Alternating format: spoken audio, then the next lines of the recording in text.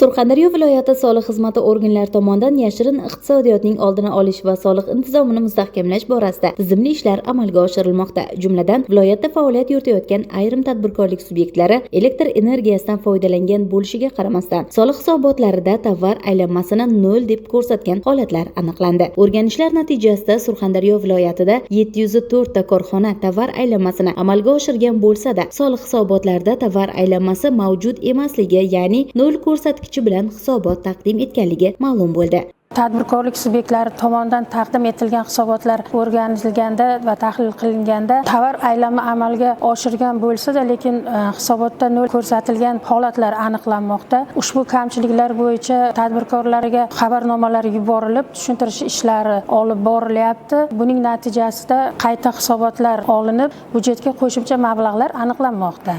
Soliq xizmati organlari tomonidan yashirin iqtisodiyotning oldini olish, soliq hisobotlarining haqqoniyligini ta'minlash hamda qonunchilik talablariga rioya etishini ta'minlash yuzasidan tahlil va nazorat tadbirlari izchil davom ettirilmoqda.